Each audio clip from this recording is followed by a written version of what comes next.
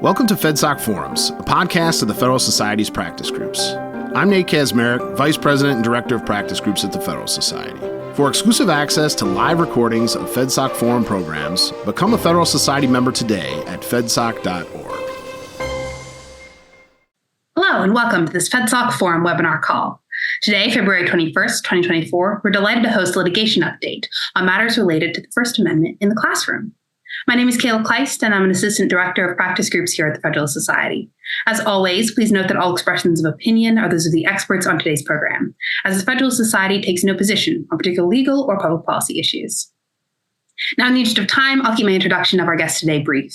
But if you'd like to know more about any of our speakers, you can access their impressive full bios at fedsoc.org. Today, we are fortunate to have with us Miles Coleman, who is a partner at Nelson, Mullins, Riley & Scarborough, LLP, where he practices in the areas of appellate law, business litigation, and First Amendment law. In addition to representing clients in complex civil and criminal litigation and appeals, Miles advises and represents public and private universities and serves as outside general counsel to several businesses and education clients.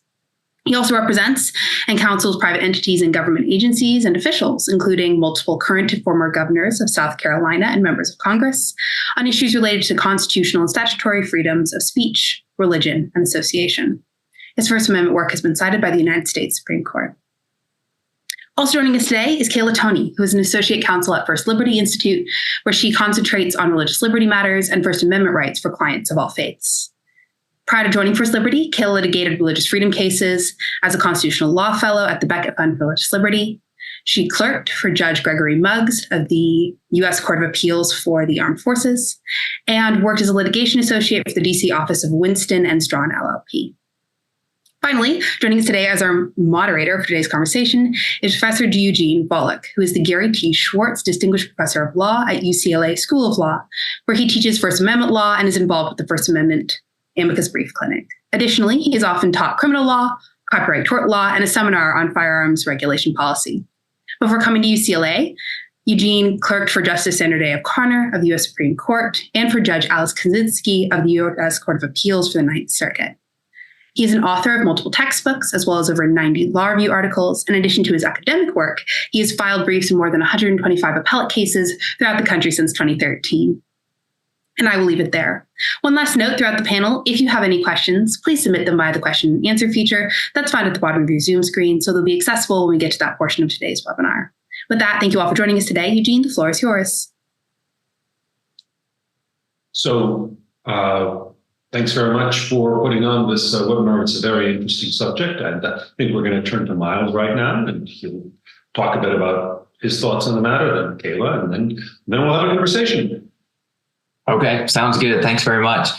So just in terms of to flesh out the roadmap, I've got a case update that I'll start out with. Kayla's got a case update as well. And then we're going to bounce back to me. And then I want to talk a little bit about a regulation that has recently been adopted in South Carolina that's germane to this topic. But let me start with my case update. Got a case pending in district court, the District of South Carolina. I'm going to give you a high-level summary of the facts and then a little bit of the update. And then there's actually a couple of points that I think are pretty interesting doctrinally. Kayla and Eugene, I know both of you all are First Amendment nerds. I say that affectionately, for I am one of you. And I suspect that many of our attendees today are First Amendment nerds as well. And so I want to pick up on a couple of points that I think are interesting and underdeveloped in the case law, which is not terribly extensive in this context. Let me start with a high-level overview of the case. So Pickens County is a county in the upper part of South Carolina, the upstate of South Carolina, up towards the direction of the Blue Ridge Mountains. There is a unified school district, public school district within the county, the Pickens County School District. Like most public school districts, it's overseen by a board of elected trustees, the school board, who has sort of the ultimate authority over the operations of the district. As has been increasingly the case across the state and across the nation, parents are, I think, becoming more aware of and involved in the materials that are being used in the classroom and in the public school library. I say aware of because I think there is an increasing acknowledgement of the fact that there are materials that some find objectionable for one reason or another, and involved in that there's been an increasing number of challenges, again, across the nation.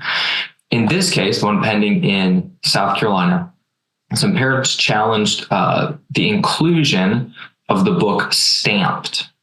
This is a young adult version of what was previously an adult version, a very popular book by Ibram Kendi.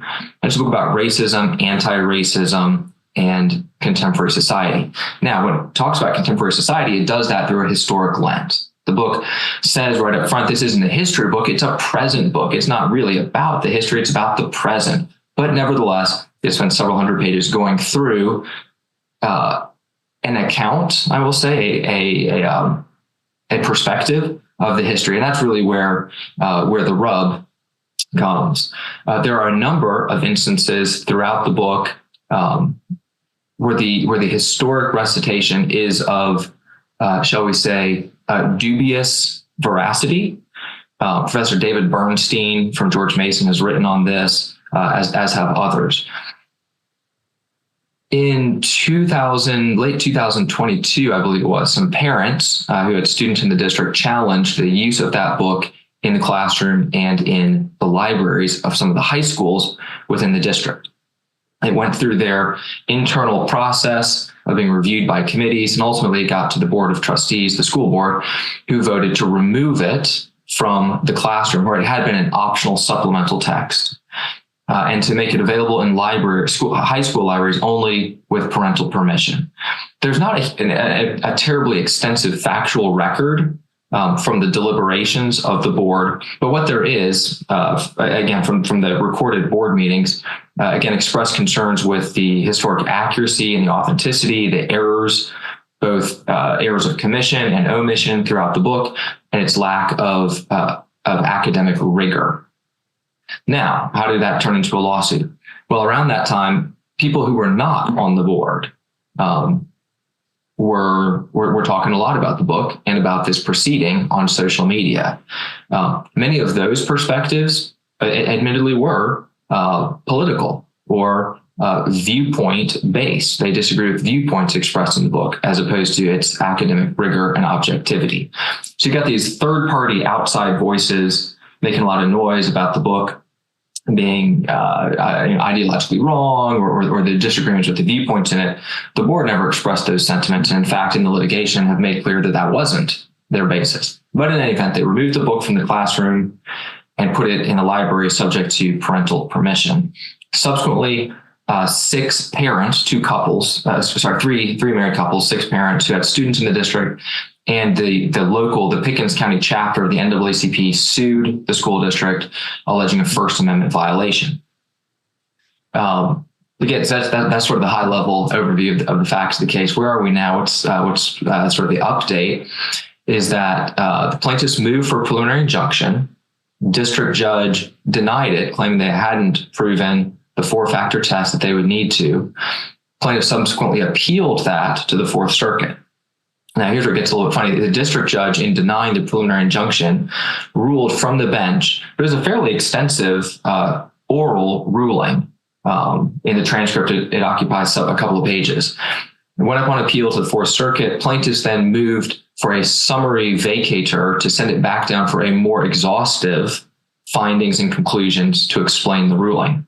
So that's where we are back down. Now, here's what's interesting. Here's kind of the most recent interesting development. Is the district court judge, because some time has elapsed now, right? From the time the case was filed, it's, let's see, now in late February, it's probably been 9 months since the case was filed. Judge asked for a factual update of whether anything interesting and notable to the preliminary injunction analysis has happened. The plaintiffs filed their update and alleged that a number of students have sought to check the book out from the library and were unable to do so. Well, we did a little bit of investigating, and as it turns out, in the 9 months that this matter has been pending, 4 students have sought to check the book out. One was immediately given the parental permission slip to take home and get signed. The other 3 were all 3 children of the plaintiffs who went to the library to ask about the book on the day that plaintiff's supplemental memo was due.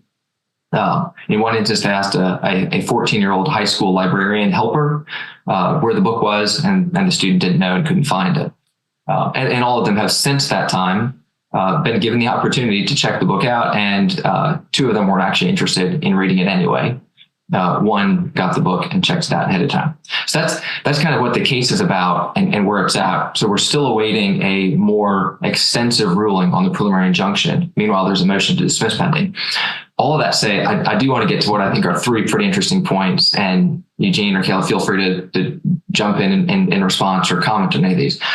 But there are 3 things that I've seen illustrated in this case, and frankly, that I think are reflected in a number of the pleadings and allegations in similar type cases that I think are frankly just incorrect from a First Amendment doctrinal standpoint, and that I think are really important.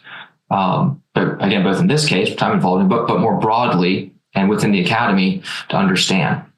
And the 3 things are this. First, often, I hesitate to say always, but very, very often, these cases are framed up as if the dispositive factor is the school board's motivation, right? They're framed up as if we can prove viewpoint discrimination, then this is necessarily and inescapably a First Amendment violation. Boards can't discriminate in their content selection, curation, and removal on the basis of content or viewpoint. And I'm explaining why I think that's wrong in a second. So that's number 1, where I think these are framed up incorrectly or inaccurately a lot of times.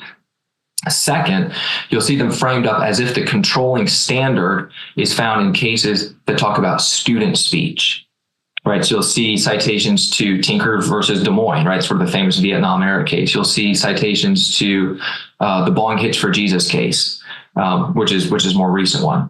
And the assumption, or sometimes expressly stated, is that the standards in those cases, let's say Tinker, for example, is this going to cause a substantial disruption to the academic and learning environment? That's a standard that should control here. And I think that's wrong as well, which I'll mention second. The third and final thing I'll mention at this point, you'll see these often teed up on either the assumption or the express assertion that students have a constitutional right to have access in school to certain ideas or topics or exposure to things that they think they should or that they want to. I think that's incorrect as well.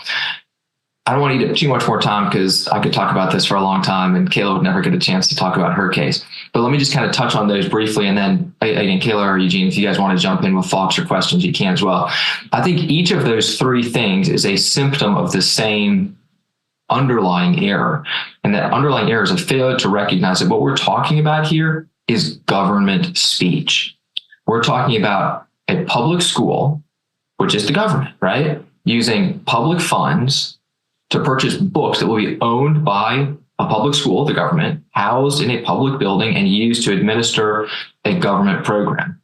And if you have spent much time at all in the First Amendment world, you know there's a big difference between government speech and the set of rules and precedent that apply there versus private speech and the rules and precedent that apply there. Again, I'm going to try to land this plane, at least on this part of it. So how does that affect the 3 errors that I mentioned earlier? So first, there's this assumption or even sometimes express statement that if the plaintiff can prove content or viewpoint discriminatory motivation, that means they should win. I don't think that's true at all. Right? Because if the government is the one selecting the message and conveying the message and paying for the message, then I think they can. I think there's plenty of precedent. I shouldn't say plenty. There is precedent. I think there's enough precedent, although it's not the most robustly developed body of case law. But there's precedent to say the government not only can, but to some extent must. It's inescapable that it will determine the content and the viewpoint of the message that it is going to convey. So I think that undermines that first erroneous assumption.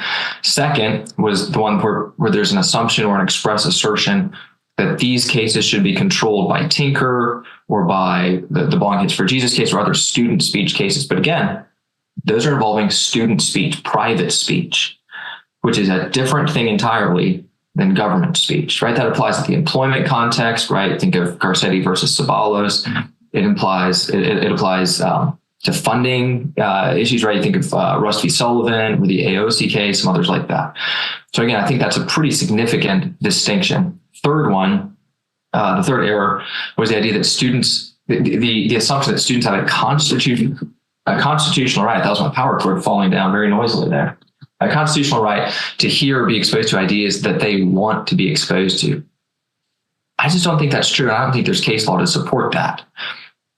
You can find examples of individuals in very particular and very controlled environments, let's say like a maximum security prison, who have a constitutional right to get access to materials, particular religious materials, but not exclusively, that they may have a right to get access to. We could think of deployed soldiers overseas, where they're in a very particular and unique context, where some of the normal constitutional rules, let's say the Establishment Clause, applies differently, right? The Army can pay and hire a chaplain because those soldiers do have a constitutional right to access to support and services along those lines. But I don't think there's cases to support this idea that students have a constitutional right to force the government to convey to them, the students, the message that the students want to receive. And I think once you realize that it's government speech we're talking about, that's a pretty significant and even dispositive distinction. All right, I've spoken for about 2 minutes past what I was hoping to. So I'm going to stop. I don't know if you all want to jump in with any comments or questions. And if not, then I think, Kayla, you're up next to talk about your Minnesota case. Great, Kayla. All right. Well, thank you so much for having me on today. I'm excited because there's some interesting connections and overlap between our two cases, even though they're different issues in different states. So I am an attorney at First Liberty. We represent clients of all faiths free of charge on religious liberty and First Amendment issues. And we just successfully resolved, we believe, a case in Minnesota. We represent 6 families who are members of the Somali Muslim community in St. Louis Park, which is right outside the Twin Cities. And several of these moms first reached out for legal help back in October of last year when their 3rd and 4th grade students came home and told them about some books they had read in English class. One was called Our Subway Baby. This is about 2 gay parents who adopt a baby, and the book really celebrates their relationship and calls them a family. One was called Ho'onani Hula Warrior, which is about a young child who wants to change genders and is celebrated for that reason.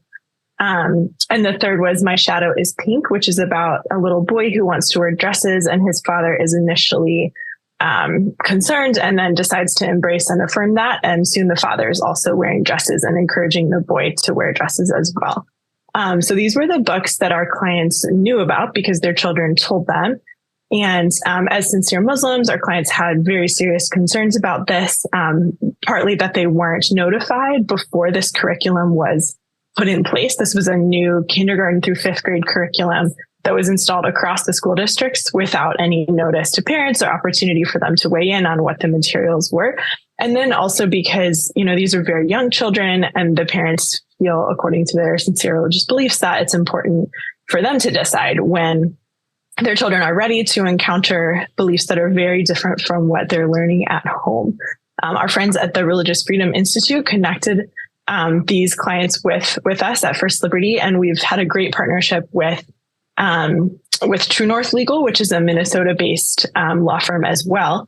And they have helped us in particular with Minnesota's opt-out law. So Minnesota has a very strong, very simple opt-out law that states that parents have a right to review the curriculum that their children are learning. And then if there's anything that concerns them, they can request alternative learning.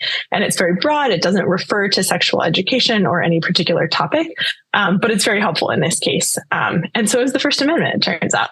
So just jumping back to October real quick, soon after our clients found out about these books, they spoke at a school board meeting. And 3 different Somali mothers shared very respectfully about their faith and their concerns and said, all we're asking is to opt our children out of these books. We're not asking to change the curriculum. We don't discriminate. We have no problem with our gay and lesbian neighbors. We just have this religious concern. And one of the school board members, who happens to be a lesbian, shared that she was very concerned as a member of the queer community that the Muslim community was not showing solidarity, because that's what she expected from them. And she said, the queer community, we're not going anywhere, implying to these immigrant parents that they should probably go somewhere. And really just shut down discussion, refused to engage, stormed out of the meeting. And our clients, as you can understand, felt very attacked by the hostility that they experienced at that board meeting. It's on YouTube if you want to watch it. It's wild. But soon after, they retained us, and we sent a demand letter explaining to the school district the free exercise problems with their position. At this point, all the clients had requested opt-outs in writing, and the school district refused. They gave a few reasons for their refusal. They said that too many parents would request opt-outs and it would be too difficult to accommodate all the requests. They said this material was part of the curriculum, and so they weren't able to provide an opt-out. And they also said that because the children have friends with LGBT parents, every child needed to be seen, every family needed to be represented. And so these children needed to be exposed to families that looked different from their own. So in our demand letter on November 2nd, we explained the free exercise problems. And really what it comes down to here is the right that the Supreme Court recognized in Wisconsin v. Yoder, that parents have a duty and an obligation to raise their children in accordance with their sincerely held religious beliefs. That's really at the core of free exercise, because what is your religious liberty worth if you can't pass it on to your child in the way that you see best? And so that's really the right that's at the core here. It's free exercise and parental rights together. And it's powerful. And an opt-out is a perfect example of a way to have, in a pluralistic society, a very workable solution. Religious parents are not dictating the content of the classroom. They're not changing the curriculum for everyone else. They're simply choosing to have that religious exemption. And I think other examples we see throughout American history, conscientious objectors who aren't able to fight in a war because of their conscience. Obviously, war is, an important interest for the country, but we have long recognized that conscience is so important as well, that we can make room for exemptions, and those people can serve the country in other ways without needing to, partake in violence that would violate their faith. A more recent, more controversial example, obviously, would be the COVID vaccine exemptions, where the vast majority of people maybe received this vaccine, but some people had sincere religious concerns about it, and were able to opt out or to, receive exemptions. So this is just kind of another example of what that can look like. And then together, between the First Amendment concerns and Minnesota's opt-out law, which makes very clear that parents have this right to review curriculum and then request alternative learning, we felt that it made it, a pretty open and shut case. It turns out the school district did as well. 3 weeks later, after our demand letter, they created a new alternative learning procedure. And they posted it on their website for the first time in English, Somali, and Spanish. They sent out a newsletter to all the parents, letting them know about this new procedure. And we were encouraged. We thought, okay, this is a step in the right direction. Our clients were excited that now, for the first time, because of their willingness to stand up and ask for this right for their children, there was this procedure. Now, we did send another letter to the district in early December explaining that this was a step in the right direction, but that we still had some concerns. And again, this goes back to the free exercise clause. The case law is very clear that government officials should not be deciding which religious beliefs are worthy of solicitude.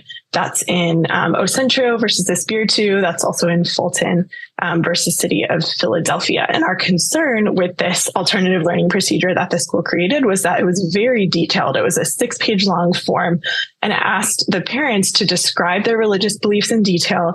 They had to affirm that they had read the book, that they had read reviews of it and analyzed it.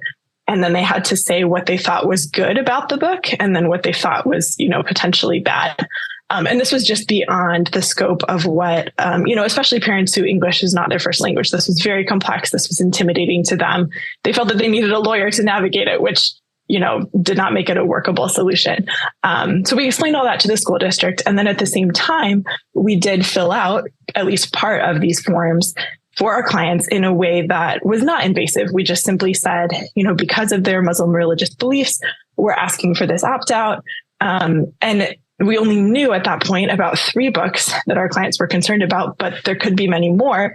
Our clients had asked for a chance to review the curriculum, and the school had not cooperated with that request.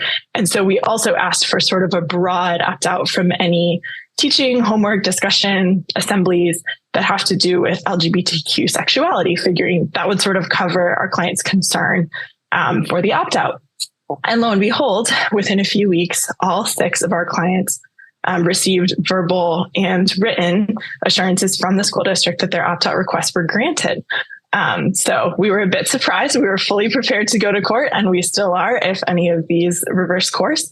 But the elementary schools, in addition to the middle and high schools in this school district, all agreed to provide these opt-outs, not just for the 3 books that we flagged, but for any topic relating to LGBT. And the middle school went so far as to agree to provide the parents advance notice when these topics are going to come. And that's really our understanding of what Minnesota's opt-out law requires, and also what the free exercise law requires, because for parents to have a meaningful opportunity to opt out, they need to know when the teaching is coming, have a chance to review it, decide for their own family whether their child is developmentally ready to encounter those topics or whether it's going to violate their faith.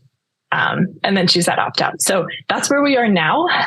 We see it as a great win for not just our clients, but for any parent in the district, because now there is this procedure where any parent, for any reason, religious or otherwise, can request an opt-out from teaching that, they have concerns about for religious reasons or other. And so we really see that as a win for parents in this school district. And our hope and expectation is that other school districts will follow suit. Whether for good reasons or, just to avoid lawsuits. Our hope is that they will continue to provide alternative learning, to provide this opportunity for parents to really exercise their free exercise of religion, to exercise their parental rights, and to have that input into what their children are learning in school. So I'll pause there, but happy to discuss or answer questions. Great, thanks very much.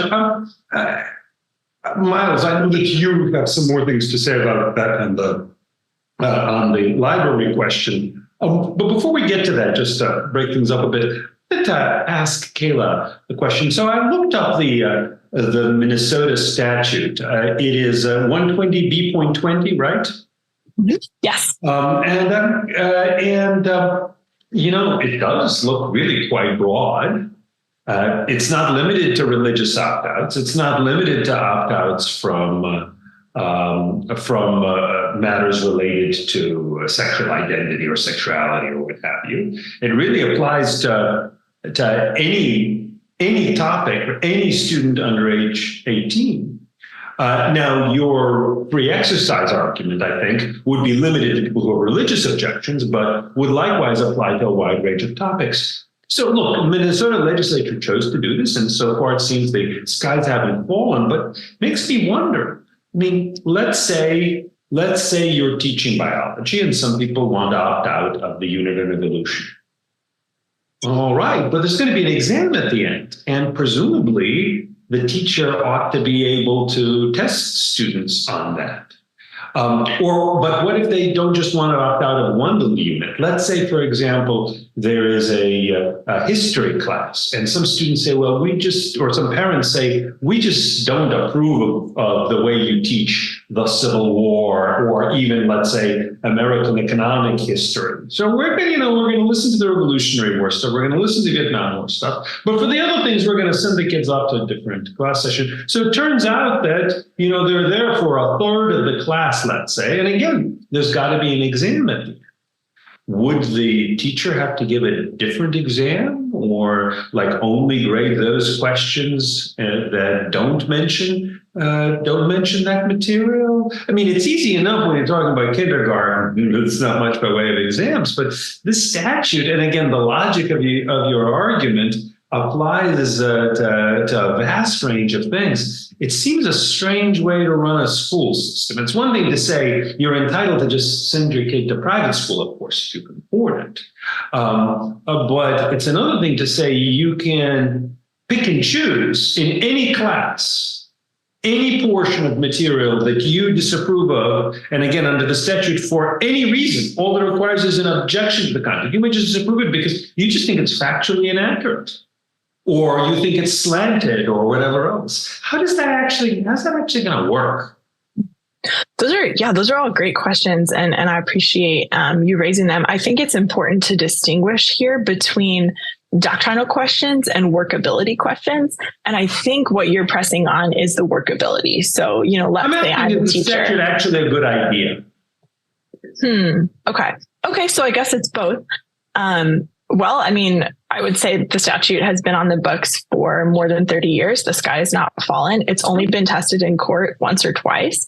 And so in large part, it has not been controversial. It's largely been used for traditional opt-outs from sexual health and education, which currently 35 states have laws allowing opt-outs from sexual health and education. So this one is very similar. It just does have that broader element. But I think when it comes to workability, the point of the statute is that the burden is on the school to make sure that parents are being heard, to make sure that they know what their children are learning in school, or at least that they can request access to that.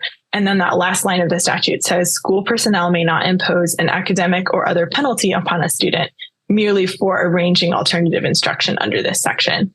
School personnel may evaluate and assess the quality of the student's work. So let's say the student gets a different book to read instead, and they don't read it, and they slough off, and they don't do their book report. Then they can certainly get a bad grade for that. And the teachers are, well within their educational teaching, but the school can't, punish a student just because their parents selected this alternate learning. So I think that gets to workability. And that's where, it is supposed to be kind of a locally controlled issue where the school board and the parents can work together to find a good solution. But the reality is here, this has been on the books. The sky is not fallen. And because opt-outs don't change the curriculum for anyone else, that to me seems like sort of the hinge point. If parents were trying to, get evolution out of the schools altogether, or get, certain topics to not be even introduced, that's where, great, have parents on the curriculum committee, let there be that input, that back and forth. Parents can vote for school board members that reflect their values. That's what school boards and democracy are supposed to be all about.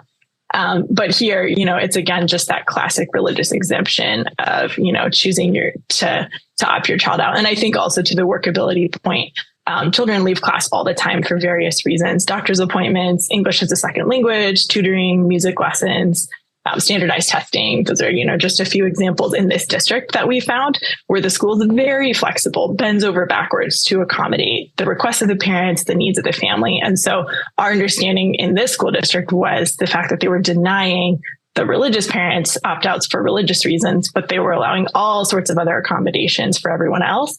That really showed some underlying hostility toward the religious beliefs. And even now, even after we've, ostensibly won, the school district is still saying, they're committed to their diverse and inclusive curriculum. They don't like the idea of opt-outs based on protected classes, but they're sort of required to do it under state law. And that's kind of the rhetoric that we've gotten from them on the finish line. Focusing on the other example you gave, like if my child had a doctor's appointment, the teacher, of course, would let him out of the class, but he wouldn't let him out of the reading. And he'd probably say, some of what was covered in class may end up being in the exam, so you'd better do your reading, right? So it seems a little different than an entitlement to opt out of even doing the reading. That's a fair point. Sure. And so maybe a better comparator here would be English as a second language. Families get to decide whether they want their child to participate in English as a second language. And, some immigrant families don't, because they feel that their children know English very well, and they don't want their children to be singled out or treated differently simply because they might be a second generation Americans. And so that's an example where if a student's in English as a second language, they probably will have a different test on their English reading than a student who's in sort of the traditional class. And that's fine. That's workable. Got it. So we have a bunch of questions in the Q&A. So Miles, can I ask you maybe to talk 5-7 minutes about, speaking of workability, about this South Carolina proposed regulation that would decide how books are to be removed? Your argument, which I think there's a lot to it, is that it should be up to the discretion of the government to decide what's going to be in the government-run curriculum and what's going to be in the government-run school libraries, which makes perfect sense. But then the question is how that discretion should be sensibly exercised. So tell us a little bit about that regulation. Sure, absolutely. And the hardest part about that is going to be 5 minutes, but I'll do my best. So zooming back out in South Carolina, zoom back out to a statewide level, there have, right, not just as one book in Pickens County that we talked about, there have been on a statewide level many books in many districts challenged. In some instances, many of them all at one fell swoop. So what you've got is a patchwork quilt, both of processes and of outcomes. There's more than 80 different specific, individual, discrete public school districts in the state. Many of them have their own internal district policy for how they're going to make these decisions. They are not all the same as one another. And the way they execute them and the outcomes they reach are not the same as one another. So part of the goal from the State Department of Education standpoint was to bring some clarity and uniformity of standard and process to the process. So the State Board of Education, which is a component of the State Department of Education, has over the past couple of months been in the process of regulatory rulemaking. They've gone through a notice and rulemaking process that has just concluded at the regulatory stage to create a new state regulation regarding instructional materials. That would include both curricula, library materials, and other books or other materials housed in and used by public school districts. From a procedural standpoint, the State Board of Education has now adopted the regulation, but it's still subject to approval or disapproval by the General Assembly, which is our state legislature.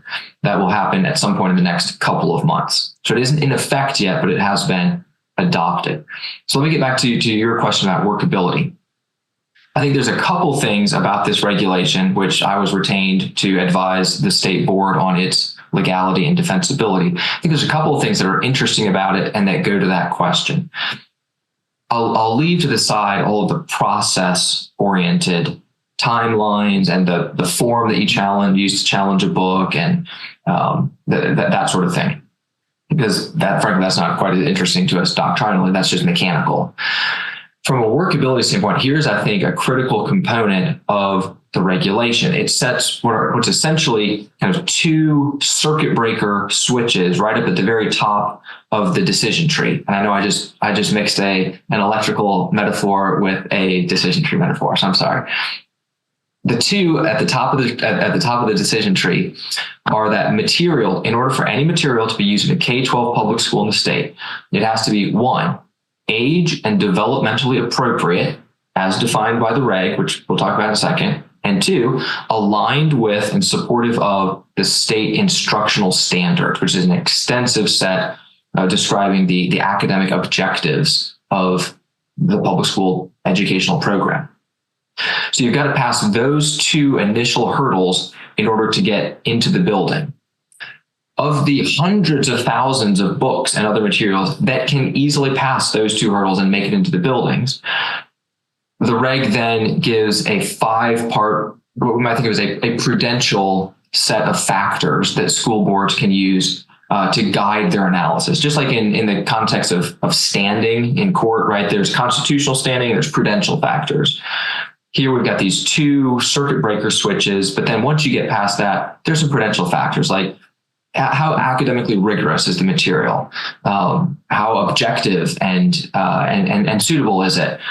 Very practical considerations like how much shelf space do you have in your library, right? Like there's a finite amount of book space, there's a finite amount of teaching hours in the day, and at some point, teachers, administrators, and boards may make the decision, may have to make the decision. In order to put something new in, we've got to take something old out. So we've got some prudential factors there. Let me drill down there because here I think it's kind of where the rubber meets the road, workability-wise, on that age and developmentally appropriate piece of it, right? That's one of the two circuit breakers or one of the two kill switches at the beginning. The way that's defined in the reg is actually fairly narrow, I would say, though we'll probably talk about that and we can debate how narrow it is. I say narrow as compared to what we've seen in some other states or what we've seen at a district by district level. Material is, we'll define it negatively. Material is not age, and developmentally appropriate if it includes descriptions or depictions of sexual conduct as defined by, and then it cites to a specific section of the South Carolina Code, 16-15-305C, for those of you keeping track of them. So right off the bat, you can see what's the primary target, if we want to call it that. What is primarily going to be excluded by this regulation? It's going to be materials that are sexual in nature, that have descriptions or depictions of sexual conduct. And then you can look to the reg to see how it defines it to the statute. I meant to say, you can look to the statute, pre-existing South Carolina Code section. Here's where it gets. Again, if you're a con law nerd, like probably most or all of us are, here's where it becomes sort of an interesting question, right? Anytime any matter of statutory or regulatory drafting is at some point going to involve line drawing, right? It becomes a line drawing exercise. And the goal, at least in this context, from the State Board of Education, and the goal, hopefully, in most statutory and regulatory contexts, is to draw a clear line, right? We don't want laws that are void for vagueness. We want laws that are clear, can be easily understood, that can be implemented by the folks who have to implement that at the district level and ultimately at the State Board of Education level. And so the question is, how can we clearly draw that line, and then what falls inside the line and outside the line? I'll give you a couple examples that have came up during the public hearings on the law, or that have been discussed sort of in the popular press. Right, one of the first ones you always hear challenged is the Bible. People say, "Oh well, you pass this regulation, then the Bible is going to be gotten out of public schools," because that's sort of an emotion-stirring topic, at least in the South and probably elsewhere. I don't think so. Like I just don't see it, right? Because what you'll see in the Bible, and listen, I grew up reading the King James Version, which is a bit antiquated nowadays, but right, you will see that Adam knew his wife Eve, and she conceived and bore a son. You'll see that two people came together and conceived a child. Those are acknowledgments that sexual conduct exists, that it has in those instances occurred. But I don't think any plain meaning reading of the text would say that that is a description, at least not as it's defined in the code, a description, much less a depiction of sexual conduct. So I don't think we get there with that. You'll hear some reference to right. One of the talking points that came up repeatedly is that this regulation is going to get rid of most of Shakespeare's canon. Romeo and Juliet, gone. Well, it's been a few years, probably since my college literature class, that I've read Romeo and Juliet, but I don't recall that it had any descriptions. And again, there's no drawings in it. It's not a graphic novel, so there's no depiction. I don't think it had descriptions of sexual conduct. Here, I think, can be maybe a helpful analogy, and then I'll shut up so we can actually get some questions. And Eugene, I can tell you've got some questions. I can see them. I can see them formulating. But think of it this way. This is an example I gave in one of the hearings that seemed to be helpful to some of the objectors to the regulation. Imagine in a different context. Imagine that you were you needed a commercial building built. And so you put out a request for proposal or request for bids. And in the statement of work, it says the building needs to be ADA compliant, including an elevator if necessary. Right? That leaves some discretion to the contractor to figure out how to implement that. The contractor, you award a contract, the contractor builds a building, they include an elevator, but they do it in such a way that it's actually quite inconvenient. They put it on the back of the building, and it only goes up to the second floor and not to the mezzanine level, which is really inconvenient. And so you, the new owner of this building with a less than perfectly useful elevator, are upset with your contractor, and you want some sort of refund on it, or you're saying that's a partial breach, and you're going to get into a contract dispute there about whether or not the contractor complied, and you're going to say, the contractor can say, all you said is it needs to have one if necessary. You didn't describe where it should be, what it should do, how many pounds, how many people. You just said, including an elevator if necessary. The point being, there's a difference, I think, in other contexts that we can see almost self-evidently that there's a difference between acknowledging the existence of a thing and describing a thing. Romeo and Juliet, sure, it's a tale of young love. And I'm sure that you could look at it and an adult could read that. And again, it's been a long time since I've read it, but I'm assuming for the sake of argument that there are references in there that could acknowledge the existence of the consummation of love without describing it. And I think that's the point of the analogy. Maybe it's helpful and maybe it's not. But the point being that there's I think a legally significant difference between acknowledging that something exists and describing it. I could give you other examples of it, but it's already 2:46. I'm sorry. I'm wondering if I could just interrupt a bit just because time is short. I wanted to ask you, so sexual conduct in the regulation is sexual conduct is defined in the obscenity statute. And I'm looking at the definition now, and it covers various things. It covers intercourse between animals, just animals having sex with each other. It includes excretory functions. It includes lewd exhibition of genitals or nipples. It includes touching of female nipples. So I'm wondering, first, what about a biology book that talks about either how animals have sex, among other things, some animals have sex somewhat differently from the way we do, and may describe that, maybe even depict it, but at least describe it, may also describe excretion. You'd think excretion is a pretty important function. So you'd think anatomy books and such would talk about that. Of course, there also may be books that describe sex just in the context of, again, biology, medicine, and such. So that's one question. You might say, well, the excretion is just sort of this weird artifact of the way it's done. Maybe it's sort of a friendly amendment to omit, let's say, sex between animals. Again, if it's a description of sex between animals, probably not going to be terribly kinky. But still, I was wondering what you thought about that. But also, speaking of the Bible, so I look up, there are these lists of relatively explicit discussions in the Bible. Apparently in Ezekiel chapter 23, 18, 21, they talk about someone carrying on her whoring so openly and flaunting her nakedness. And then talking about how someone longed for the lewdness of his or her, I guess her youth, when the Egyptians handled your bosom and pressed your young breasts.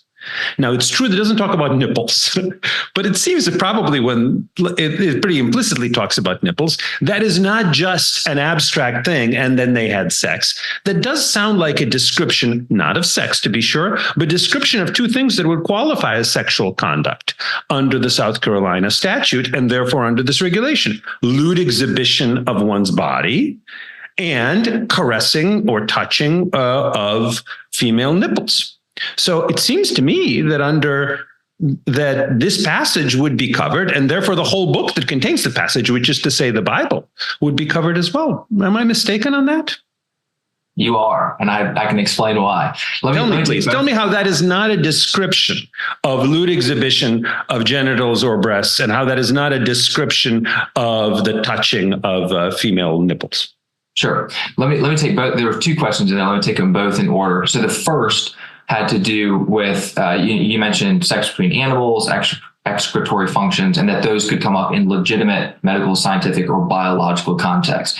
I didn't say this earlier for the sake of time, but if you read further on through the regulation, there's sort of a preemption and preservation clauses that includes both, Kayla, to your point, it doesn't interfere with the ability of parent to opt out, right? So it doesn't affect opt-outs. It doesn't interfere with, and this is, Eugene, to your point more specifically, any material or instruction that is required or permitted by South Carolina's comprehensive health education law.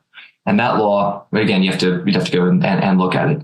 That law is broadly written enough to both allow and require for the type of things you were talking about in the first part of your question, not the Bible. But that would be about health ed for children with regard to human sexuality. So I appreciate that. I stand corrected on that. But if it's just in a biology or an anatomy book that discusses, not as a matter of health education, but just as a matter of understanding the way animal processes work, either animal sex or excretion, wouldn't that not be saved by that exception?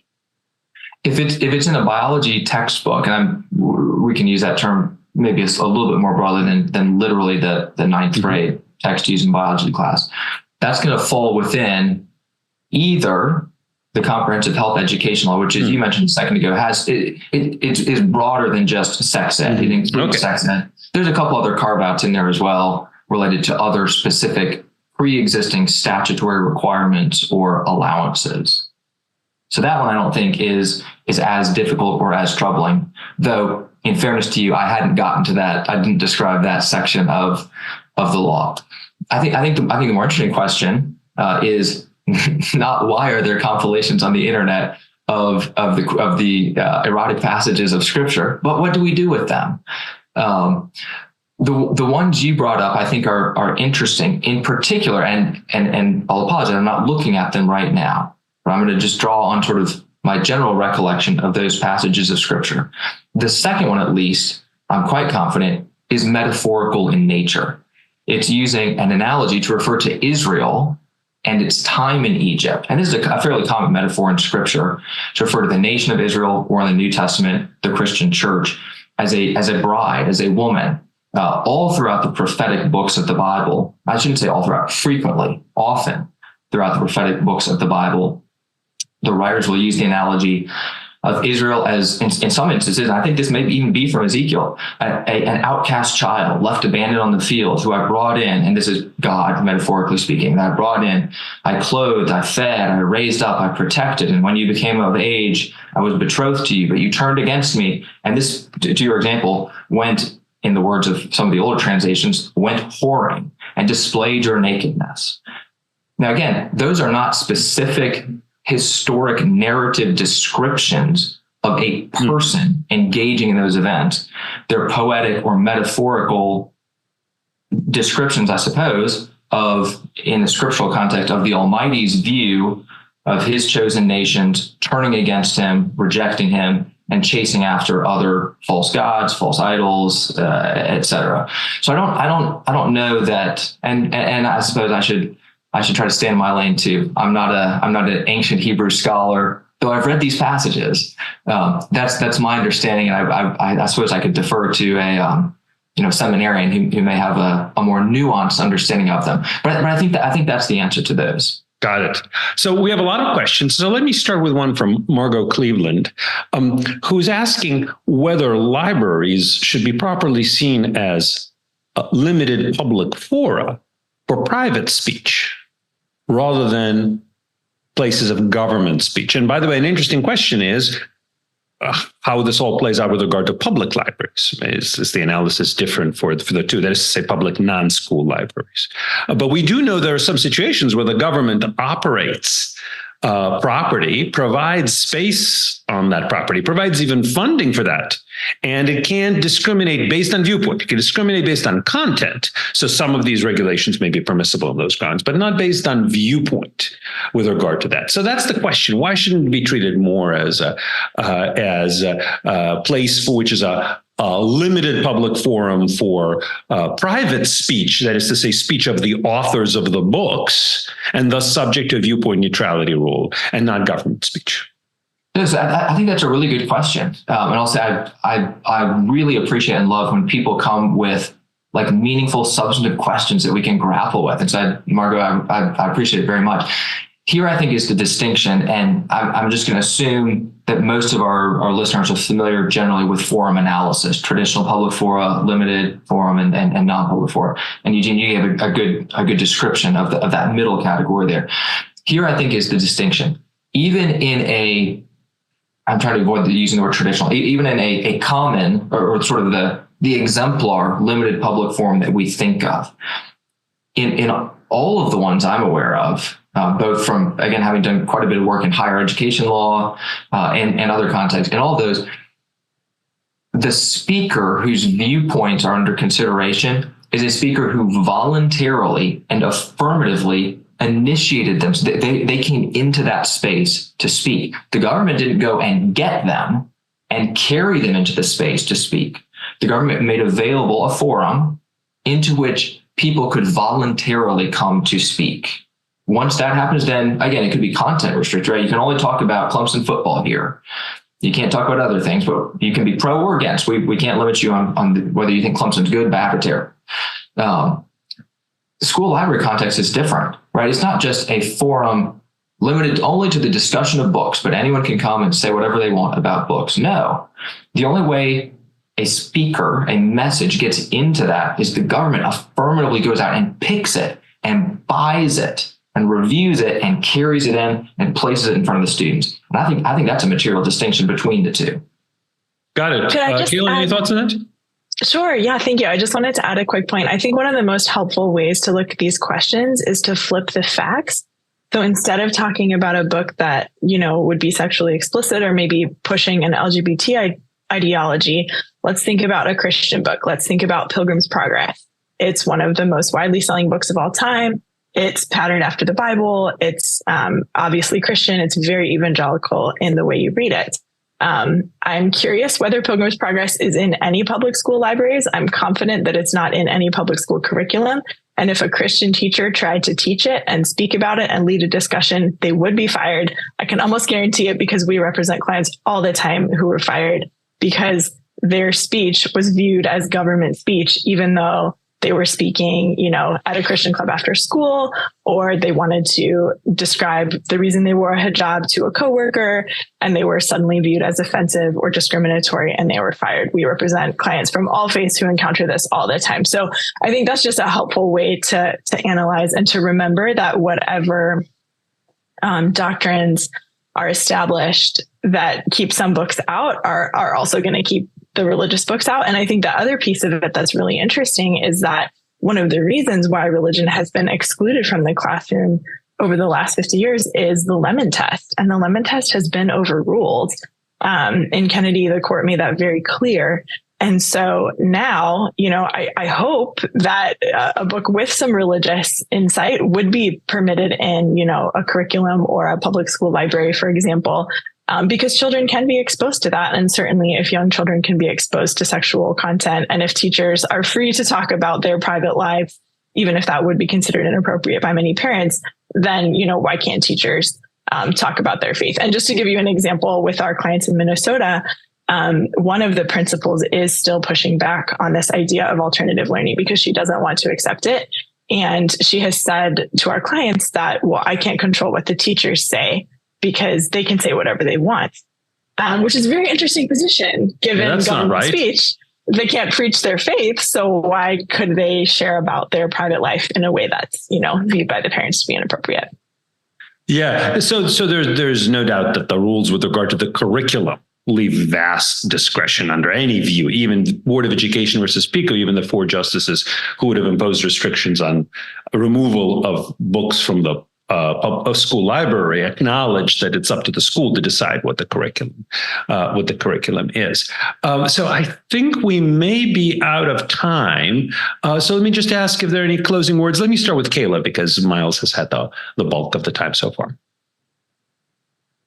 Yes, thank you so much. I'll just close with this.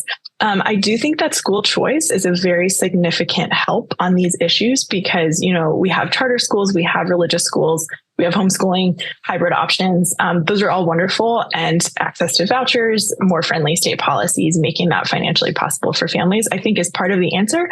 But I'm so glad we're grappling with issues in the public schools because a lot of families really do not have an alternative.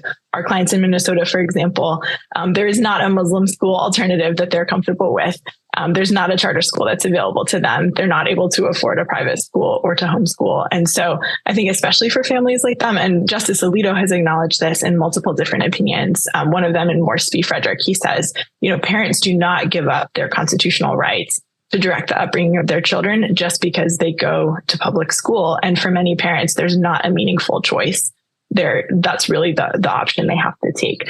So that's why I think it's so important and valuable to grapple with these issues and to find a place where we do have pluralism. We do have multiple faiths and no faith at all that are all welcome, but there's not one ideology that's being forced onto young children in a way that goes against their parents. Got it. Thanks very much. And Miles, any brief closing remark? I'll just close very briefly with what I hope is a word of encouragement. And that is that throughout the past 6, 8, 9 months dealing with some of these cases, I have been generally encouraged by the fact that although we live in an increasingly polarized political age, that there are people of good faith on different sides of these issues, that are willing to come forward and discuss them and debate them in a civil way. There's a lot of noise in the background, but I think there are people of good faith who are still interested in debating these ideas and talking about them and trying to find a way forward. And that's been an encouragement to me, and I hope it's one that can characterize these discussions both in South Carolina and across the country going forward.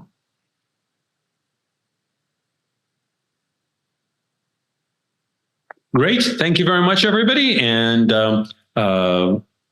thank you very much, the Federalist Society, for organizing this. If you don't mind, I'll hop in and second those thanks. Appreciate you all joining us today and lending us part of your afternoons. Thank you also to our audience for joining and participating. We welcome listener feedback by email at fedsocforums@fedsoc.org. And as always, keep an eye on our website and your emails for announcements about other upcoming virtual events. With that, however, this webinar can wrap up and we are adjourned. Thank you for listening to this episode of FedSoc Forums, a podcast of the Federalist Society's practice groups.